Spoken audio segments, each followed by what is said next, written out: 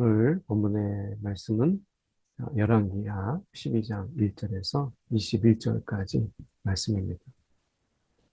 예후의 7년에 요아스가 왕이 되어 예루살렘에서 40년간 통치합니다.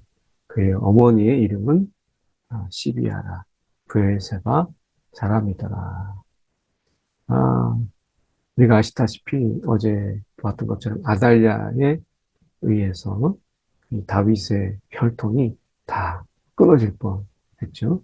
근데 하나님께서 이 요아스를 또 하나님께서 보호하게 하시고 그러므로 인해서 그 속에서 6년간 성전에서 숨겨졌다가 이제 7년째 그가 왕으로 등극하게 된 것을 우리는 잘 알고 있습니다. 어떻게 보면 이 요아스가 40년간 통치하는 그런 가운데 잘한 부분도 있고 못한 부분도 분명히 있죠. 그러나 그 못한 부분을 보면 좀 안타까운 부분이 그 가운데 있어요. 계속해서 보면 2절에 요아스는 제사장 여호야다가 그를 교훈하는 모든 날 동안에는, 여기서 중요한 게 바로 이거거든요. 여호야다가 그를 교훈하는 모든 날 동안에는 여호와 보시기에 정직히 행하였으되, 이렇게 돼 있습니다. 그러니까 제사장 여호야다가 그를 보호했고 사실은 이제 왕으로도 세우는 용기를 발휘했던 인물이죠. 그런데 여호야다가 있을 때, 그 멘토로 있을 때는 그 교훈이 있는 동안에는 여호와 보시기에 정직히 행했어요. 반대로 이야기하면 여호야다가 이제 죽고 그 다음에는 이 요아스는 멘토를 잃어버린 이런 상황 속에서 이제 앞전 왕들의 관례를 따르는 것을 보게 돼요. 그러니까 다시 우상을 섬기게 되고, 이런 하나님을 내가 좀 하나님 앞에서 그 마음이 이제 변절되는 이런 안타까운 모습을 보게 됩니다. 영적인 멘토를 사람으로 두었을 때, 내가 그것이 그 사람이 떠나게 될 때 그 빈자리, 결국에는 요아스의 실패에는 사람을 멘토로 두었다. 그가 하나님을 멘토로 두었더라면, 그리고 하나님의 말씀을 그의 멘토로 두었다면 얼마나 좋았을까 하는 것입니다. 오늘 우리의 삶 속에서도 우리의 진정한 멘토, 성령, 우리 심령에 거하시는 성령을 우리의 영원한 멘토로 삼을 때, 물론 사람들의 조언을 구하고 하는 것은, 또 사람들의 교훈을 내가 기꺼이 받아들이는 것은 너무 당연하지만, 우리가 사람을 멘토로 세웠을 때의 그 한계를 요아스가 보여줘요. 다만 산당들을 제거하지 아니하였으므로 백성이 여전히 산당에서 제사하며 분향하였더라. 당시에 산당은 예루살렘의 성전이 있기 전에 그들이 마땅히 하나님 앞에 제사할 곳이 없었기 때문에 이제 하나님이 높은 곳에 올라가서 하나님께 가까이 하는 마음으로 산당에서 이제 예배했는데, 성전이 지어졌으면 이제 산당은 필요 없는데 사람들이 그 산당에서 이제 제사를 드리는데, 그리고 그것은 이제 왜곡됩니다. 이제 산당에서 드렸던 것이 이제 이단적인 요소도 들어오고, 또 이방 종교의 요소들도 들어오게 돼요. 그래서 결국 이 산당이 변질된 이러한 예배로 전락하게 되는데, 이것을 제거하지 못해요. 그것은 한편으로 볼 때는 산당에 대한 제거에 대한 반발이 이제 심했다라고 하는 부분이고, 그만큼 요아스가 종교 개혁적인 의지가 부족했다, 이렇게 볼 수도 있죠. 4절에 보면 요아스가 이 제사장들에게 이르되 여호와의 성전에 거룩하게 하여 드리는 모든 곧 사람이 통용하는 은이나 각 사람의 몸값으로 드리는 은이나 자원하여 여호와의 성전에 드리는 모든 은을 이제 공적부터 나오는데 요아스가 산당을 제거하지 못하는 이 되면 부족한 종교 개혁이 그에게 있었지만 그럼에도 불구하고 요아스가 성전을 보수하고 이 성전을 관리하는 일에 많은 관심을 가진 것을 보게 돼요. 아마도 그가 여호와의 성전에 6년간 숨겨졌던 그의 과거가 한 몫을 하지 않았을까 하는 생각도 해보게 됩니다. 이 중요한 것은 우리가 요아스가 산당을 제거하지 못했던 것처럼 그 마음 한 구석에 이 산당 같은 이런 것들을 온전히 그가 하나님 앞에 다 내어놓고 이 하나님 앞에서 치유받고 회복받는 것이 중요했었는데 그런 부분에서 우리가 보면 우리 마음속에 이 산당 같은 아직 다 하나님 앞에 내어놓지 못한 그리고 우리가 안에 다 그것을 제거하지 못한 이런 부분들이 있을 때 어떻게 보면 그것이 있을 때 결국은 나중에 그것이 문제가 되고 또 그것이 걸림이 되는 것을 보잖아요. 요아스가 지금 여호와의 성전을 이렇게 소중하게 여겼다면 요아스가 좀 더 강력하게 이 개혁의 드라이브를 걸어서 산당에서 제사하는 자들에게 하나님의 성전에서 제사하라. 하나님의 성전으로 너희가 나오라. 라고 이 좀 더 개혁의 이 강한 드라이브를 걸었다면 어땠을까 하는 생각을 가지게 돼요. 이 제사장들이 각각 아는 자에게서 받아들여 성전에 어느 곳이든지 파손된 것을 보거든 그것으로 수리하라 하였으나 요아스 왕 제23년에 이르도록 제사장들이 성전에 파손한 데를 수리하지 아니하였는지라. 이 제사장 그룹은 제사장 여호야다를 통해서 요아스가 왕에 등극했고 또 여호야다가 그의 멘토로서 있었기 때문에 제사장 그룹들과 요아스가 굉장히 친밀한 이런 밀접한 관계 속에 있었어요. 정치 기반도 제사장들이었고. 근데 문제는 이, 모두의 일은 아무의 일도 아니다. 그 모두의 일은 아무의 일도 아니다. 라는 말이 있잖아요. 그러니까 제사장들에게 각각에게 그 파손된 것을 보거든 그것을 수리하라. 이렇게 제사장들에게 이것을 맡겼더니 이건 다 내 일이 아닌 거예요. 그러니까 23년에 이르도록 제사장들이 이 성전, 성전세라고 하죠. 이런 것을 그가 받아들였는데 그걸 바꿔서 그 성전을 이제 파손된 것을 보거든. 어느 곳이든지. 그럼 그것을 가지고 그 돈으로 수리하라 하는데 내 일이 아닌 거예요. 그래서 요아스가 결단을 하죠. 요아스 왕이 대제사장 여호야다와 제사장들을 불러서 이르되 너희가 어찌하여 성전에 파손한 데를 수리하지 않았느냐. 크게 꾸지람을 하는 거죠. 이제부터는 너희가 아는 사람에게서 은을 받지 말고 그들이 성전에 파손한 데를 위하여 드리게 하라.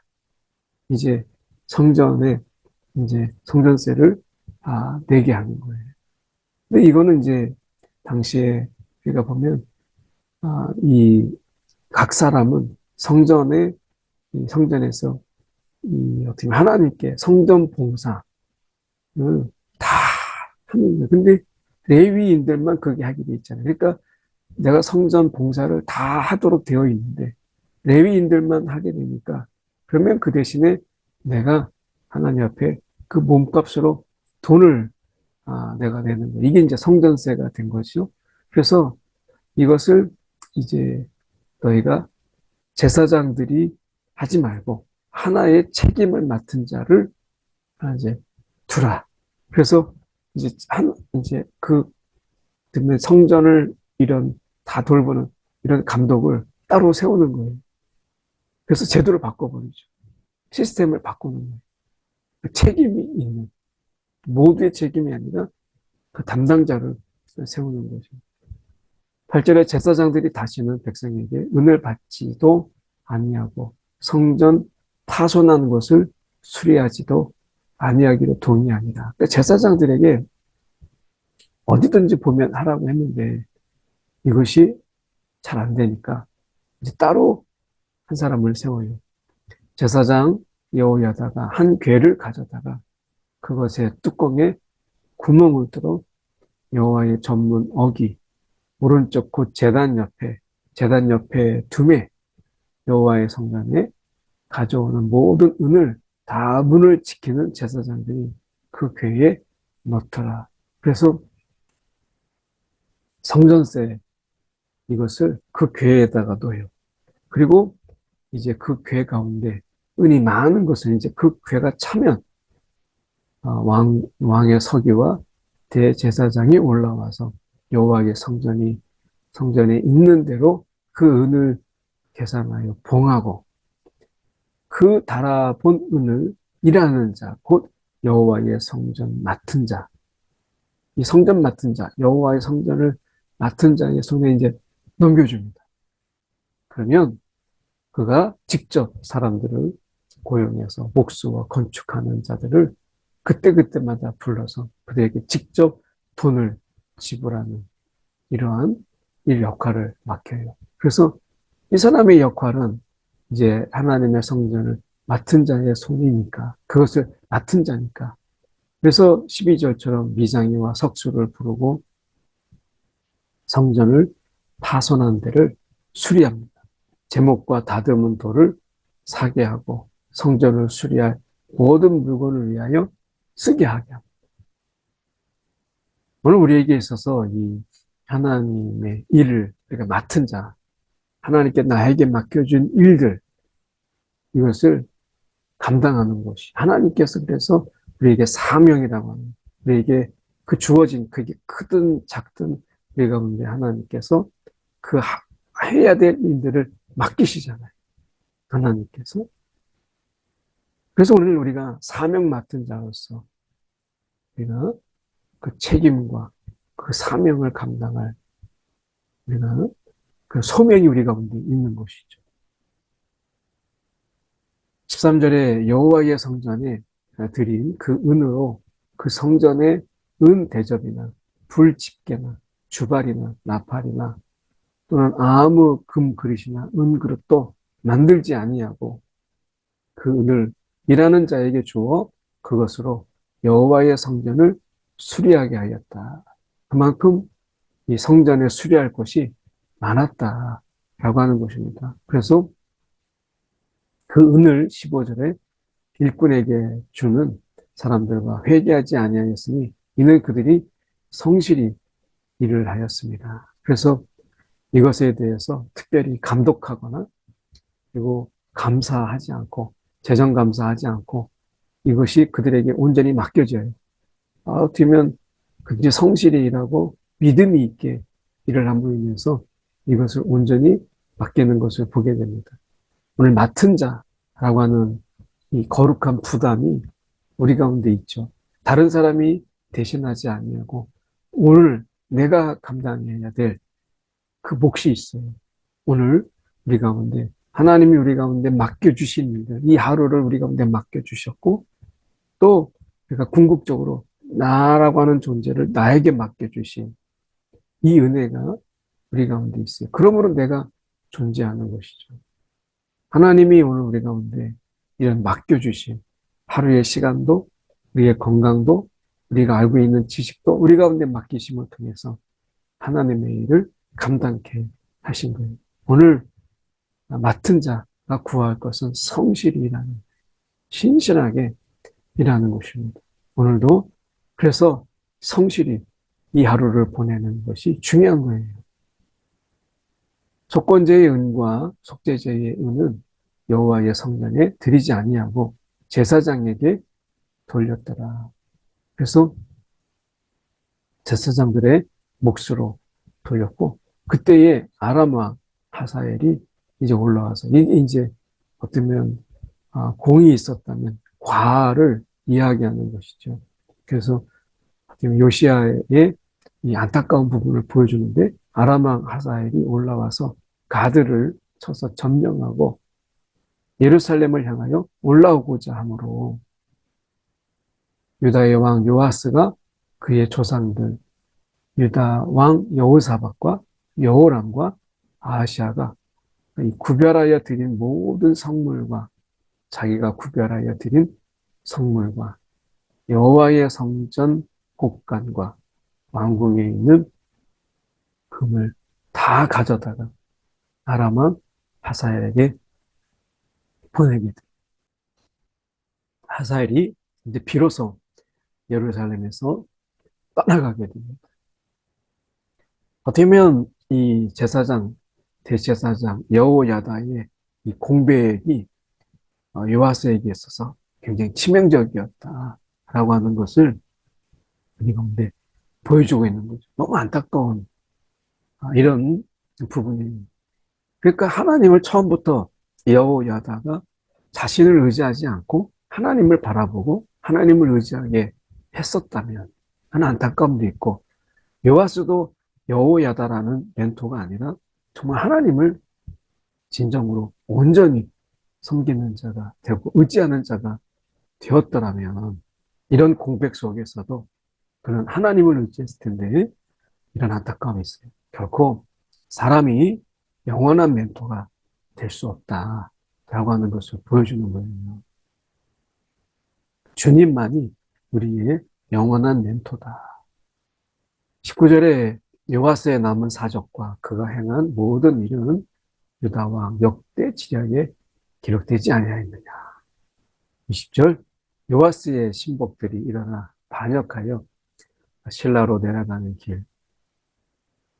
내려가는 길가에 밀로 궁에서 그를 죽였고, 연관성은 없지만 그러나 요아스가 하나님을 영원한 멘토로 두지 않았을 때 결국 앞에 이제 선조들이 했던 일들을 그대로 따라하는 이런 부끄러운 기록, 이것을 남김으로 인해서 이러한 일들이 일어나게 되는 것, 이것을 우리가 보게 되죠. 그를 쳐서 죽인 신복은 시므아스의 아들 요사갈과 소멜의 아들 여호사밧이었더라.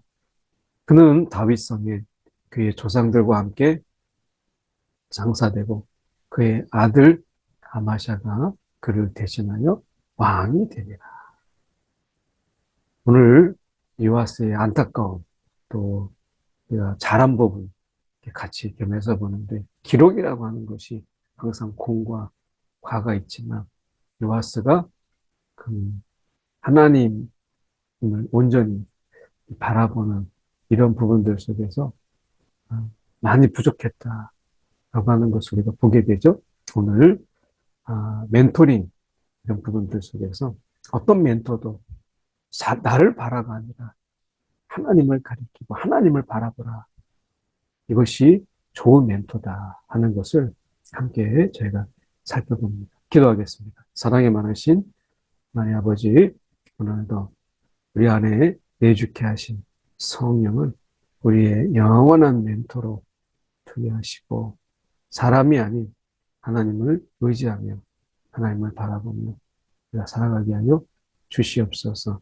사람을 통하여 우리 가운데 하나님을 보게 하지만 결국 우리가 하나님을 의지하고 하나님을 바라보는 데까지 우리의 멘토링이 하나님을 향할 수 있도록 인도하여 주시옵소서. 사람에 머물지 아니하고 하나님까지 이르는 진정한 멘토링이 우리 가운데 있게 하여 주옵소서. 살아계신 예수 그리스도 이름 받들어 기도드립니다. 아멘.